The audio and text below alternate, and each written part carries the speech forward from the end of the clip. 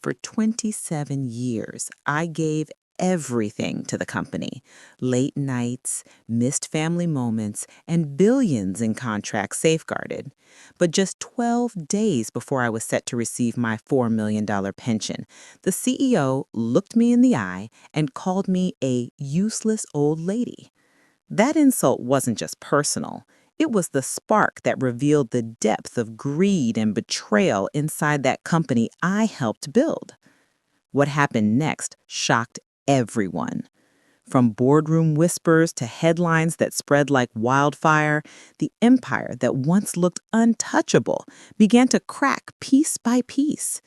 Was it revenge, justice, or simply the truth finally catching up?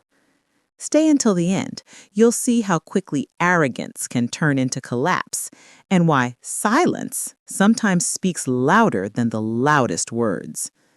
My name is Margaret Richardson, and this is how a 64-year-old, useless old lady brought down a $2.7 billion corporation with nothing but the truth and a lifetime of carefully documented evidence. The insult in the boardroom. The morning of March 15th, 2023 started like any other day in my 27-year career at Meridian Industries. I arrived at the corporate headquarters at 7:30 a.m. carrying my usual coffee and the quarterly compliance reports that had made our company billions while keeping us out of legal trouble. I had built the entire risk management and compliance department from scratch. When I started in 1996, Meridian was a small manufacturing company with 200 employees. By 2023, we were a global empire with 50,000 workers across 6 continents, and I had personally overseen every major contract, merger, and expansion that made it possible. At 64 years old, I was finally ready to retire. My pension, carefully calculated after decades of service, would be $4 million, enough to buy the small house by the lake I had dreamed about and spend time with grandchildren I barely knew because of my dedication to the company. But CEO Marcus Davidson had different plans. "Margaret, we need to talk," Marcus said as he entered the boardroom where I was reviewing the morning's financial reports. Marcus was 42 years old, inherited the company from his father 3 years ago, and had the kind of entitled arrogance that comes from never having to earn anything. "Of course, Marcus. What can I help you with?" "We're restructuring the compliance department. Your position is being eliminated effective immediately." I felt my blood pressure spike, but kept my voice calm. "Marcus, I'm set to retire in 12 days. My pension has been approved by the board and is fully vested." That's when Marcus said the words that would destroy everything he had inherited. "Margaret, let's be honest. You're just a useless old lady who's been coasting on outdated knowledge for years. We need fresh blood, not someone who remembers how things used to be done. Your pension? We'll see about that." The room went silent. 3 other executives were present, and I watched their faces register shock at Marcus's crude dismissal of someone who had dedicated her life to building their wealth. But Marcus wasn't finished. "Security will escort you out in 30 minutes. Clean out your desk and turn in your access cards. And Margaret, don't even think about fighting this. I own the best lawyers in the state." Years of sacrifice revealed. As security walked me to my office, my mind raced through 27 years of memories. The late nights I had missed my daughter's school plays to review merger documents. The weekends I spent in the office instead of family barbecues, making sure our international contracts were bulletproof. The holidays I had worked to meet regulatory deadlines. I had given Meridian Industries my entire adult life. I started there when my daughter was 5 years old, and her father had left us with nothing. The job wasn't just employment, it was survival. And I had turned that survival into expertise that made other people incredibly wealthy. I remember the 1998 chemical spill incident that could have bankrupted the company. I had worked for 72 straight hours, coordinating with environmental lawyers and regulatory agencies, creating a response plan that not only avoided massive fines, but actually improved our industry standing. Marcus's father had given me a $50,000 bonus and called me the woman who saved Meridian. I remembered the 2008 financial crisis when three of our major competitors went bankrupt. While other companies panicked, I had prepared contingency plans that not only kept us profitable, but allowed us to acquire two competitors at bargain prices. Those acquisitions added $400 million to the company's value. I remembered the 2015 international expansion into Southeast Asia. Government officials in 3 countries were demanding bribes that would have been illegal under U.S. law. Instead of paying bribes or abandoning expansion, I had researched local partnership laws and structured joint ventures that satisfied everyone legally. Those partnerships generated $200 million annually. But now, according to Marcus Davidson, I was just a useless old lady. Pension betrayal exposed. That evening, I received an email from Human Resources that made my blood boil. My pension had been recalculated due to irregularities in previous documentation. Instead of $4 million, they were offering me $50,000, claiming that my years of service had been incorrectly categorized and that most of my work didn't qualify for full pension benefits. The email was signed by Jennifer Walsh, the new HR director who had been hired 6 months earlier. Jennifer was 28 years old, had an MBA from a mediocre business school, and had never worked in risk management or compliance. But she was also Marcus's girlfriend. I called my lawyer immediately. "Margaret, this is clearly illegal," Attorney David Chen told me after reviewing my employment contracts and pension documentation. "But fighting this could take years, and Meridian has resources to drag out litigation indefinitely. They're betting you'll take the settlement rather than fight." "David, they don't know me very well. I've been documenting everything for 27 years. If Marcus Davidson wants to play games with my pension, he's about to learn why I was so good at my job." Danica's quiet discovery. But I wasn't the only person angry about what Marcus had done. Danica Rodriguez, a 34-year-old financial analyst who had worked closely with me for 8 years, had witnessed my humiliation in the boardroom. More importantly, Danica had access to financial records that told a very different story about Meridian Industries than what shareholders and regulators believed. 3 days after my termination, Danica came to my house with a box of documents. "Margaret, what Marcus did to you was disgusting, but it's not just about disrespect. I've been looking at the numbers and there are some serious problems." Danica spread financial reports across my kitchen table and began explaining what she had discovered. For the past 18 months, Marcus had been using accounting tricks to inflate quarterly earnings and hide massive debts. The company that appeared to be worth $2.7 billion was actually bleeding money and facing potential bankruptcy. "Margaret, remember those Southeast Asia partnerships you set up in 2015? Marcus has been borrowing against those contracts to fund expansion projects that aren't generating revenue. He's also been using shell companies to move money around in ways that might violate SEC regulations." But the most shocking revelation was about my pension. Marcus hadn't just canceled it out of spite. He had raided the entire employee pension fund to cover cash flow problems. My $4 million wasn't the only money missing.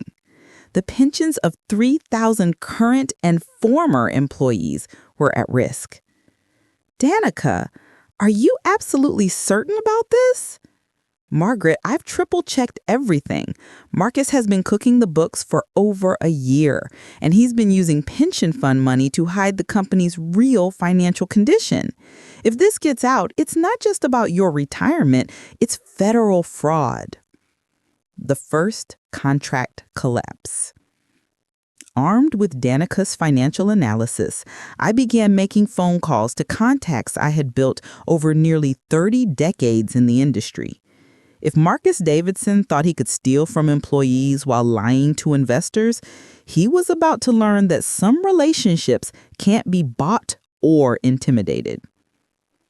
My first call was Robert Kim, procurement director at Pacific Manufacturing, our largest client, responsible for $180 million annually in contracts. Robert and I had worked together since 2001, and I had personally saved Pacific Manufacturing over $50 million through careful contract negotiations and risk management. Robert, I need to share some information with you about Meridian Industries that you should know before renewing your contracts next month. I explained Marcus's financial manipulations and the evidence Danica had uncovered. I also mentioned that the compliance department, which had protected Pacific Manufacturing from liability issues for over 2 decades, had been eliminated and replaced with inexperienced staff who didn't understand the regulatory requirements. Margaret, this is extremely concerning. Our board would be furious if we continued doing business with the company that might be committing securities fraud. Can you provide documentation? Within a week, Pacific Manufacturing had canceled all contracts with Meridian Industries, citing concerns about business practices and compliance capabilities. The loss of $180 million in annual revenue sent Meridian's stock price down 12% in a single day. But that was just the beginning. Growing fear inside the office. As news of the Pacific Manufacturing contract cancellation spread, employees throughout Meridian Industries began asking questions. Marcus had told everyone that business was better than ever and that expansion was necessary to handle increasing demand. But if business was so good, why had our biggest client suddenly canceled everything? Danica reported back from inside the company that Marcus was panicking. In executive meetings, he was blaming the contract loss on industrial sabotage and claiming that competitors were spreading false rumors. He had hired a private investigation firm to monitor employee communications and was threatening anyone who talked to outsiders about company business. But Marcus's paranoia was having the opposite effect of what he intended. Employees who had been loyal for decades were beginning to question leadership and wonder what information was being hidden from them.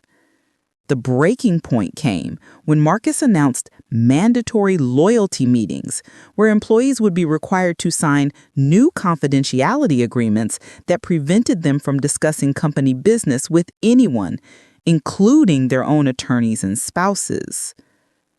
Sarah Williams, a 15-year veteran in the accounting department, quit rather than sign the agreement. In her resignation letter, which was shared throughout the company, Sarah wrote, "I've never been asked to sign documents designed to prevent employees from reporting illegal activity. If Meridian Industries is operating legally, why are executives afraid of transparency?" The secrets of the pension fund. Meanwhile, my attorney David Chin had been investigating the pension fund manipulation that Danica had discovered.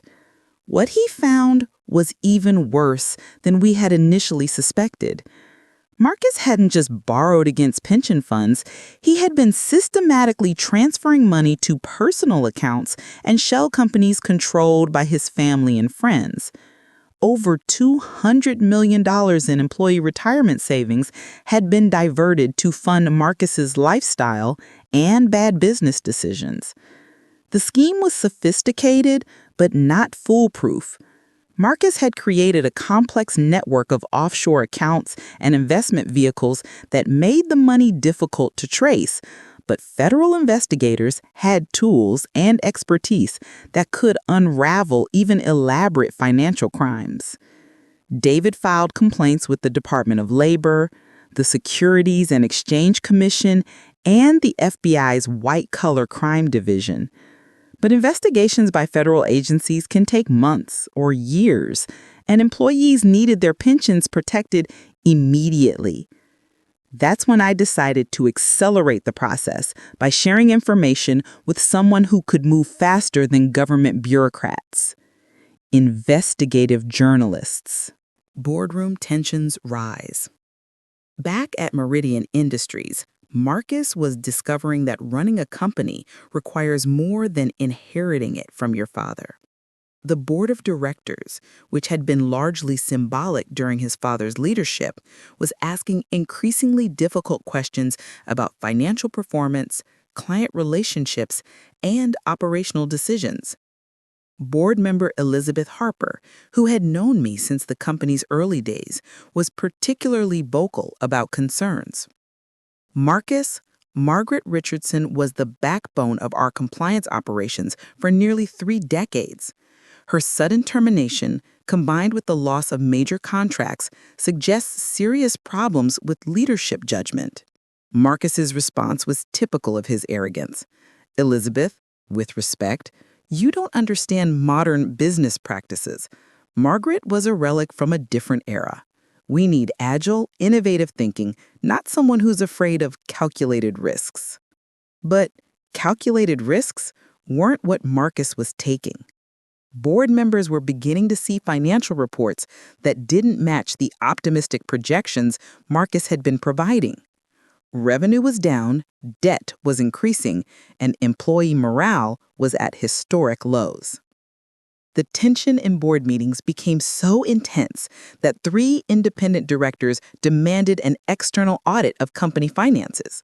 Marcus fought the audit, claiming it was unnecessary and expensive, but ultimately couldn't prevent it without triggering even more suspicion. False hope in the rebound. By summer 2023, Marcus was desperately trying to generate positive news to distract from mounting problems. He announced a new partnership with a European manufacturer that would supposedly add $300 million in annual revenue. He started a marketing campaign emphasizing Meridian's innovation and forward-thinking leadership. He even authorized a press release claiming that employee satisfaction was at an all-time high. But people who actually understood the business could see through the desperation. The European partnership was with a company that had been struggling financially and needed Meridian's manufacturing capacity more than Meridian needed their business. The marketing campaign was expensive, but generated no actual sales. And employee satisfaction surveys had been manipulated by only polling recently hired workers who didn't understand the company's history. More importantly, Marcus's attempts at positive spin were being undermined by continued operational problems. 2 more major clients had canceled contracts after learning about compliance department changes. A factory in Ohio had been fined by environmental regulators for violations that never would have occurred when I was overseeing regulatory compliance. A product liability lawsuit in Texas was proceeding because current staff hadn't properly documented safety testing procedures. Marcus had traded institutional knowledge for the appearance of innovation, and the results were predictably disastrous. The global license expired. In August 2023, Meridian Industries faced its most serious crisis yet. Our international manufacturing license, which allowed us to operate facilities in 12 countries, was up for renewal. I had managed these renewals for 2 decades, navigating complex international regulations and maintaining relationships with foreign regulatory agencies. The current compliance staff, led by Marcus's inexperienced replacement for my department, had completely mishandled the renewal process. They had missed critical deadlines, failed to provide required documentation, and ignored communications from international regulators who were trying to help them comply with requirements. When the license expired on August 15th, Meridian Industries was suddenly prohibited from operating manufacturing facilities that generated $800 million annually. 12 factories, employing 8,000 workers, were forced to shut down until licensing issues could be resolved. Stock prices plummeted 34% in 2 days. Financial analysts who had been optimistic about Meridian's prospects were now openly questioning whether the company could survive such operational disruptions. Marcus called an emergency board meeting and tried to blame the crisis on bureaucratic incompetence by foreign regulators. But board members weren't buying excuses anymore. Marcus, board member Thomas Anderson said during the meeting, Margaret Richardson managed international licensing without any problems for 20 years. Now, 6 months after her termination, we're facing our worst operational crisis in company history. This isn't coincidence. Chaos, blame, and downfall. By September 2023, Meridian Industries was in complete chaos. Stock prices had fallen 60% from their peak. 3 board members had resigned.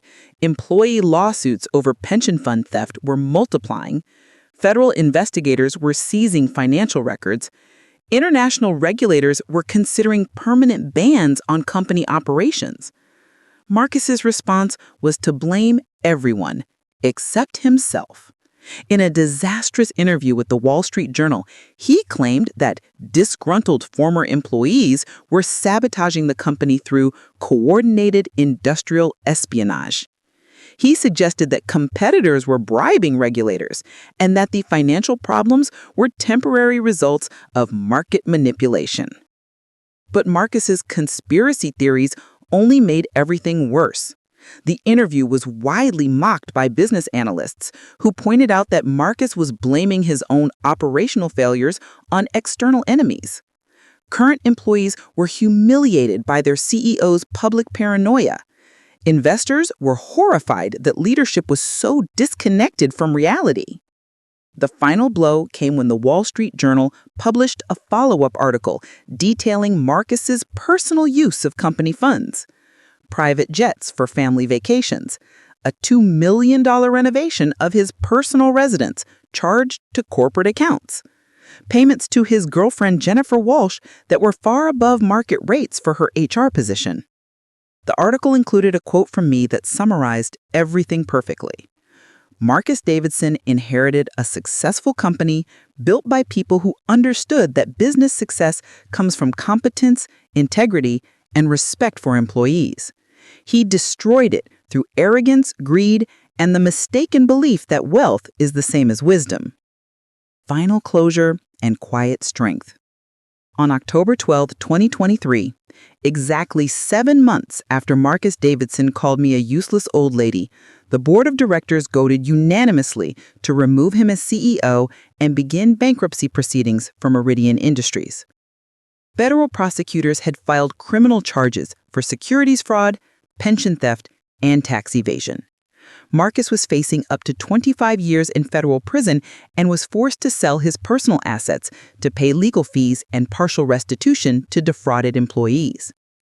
I received a call from the new interim CEO, Patricia Morgan, who had been brought in to oversee the bankruptcy process.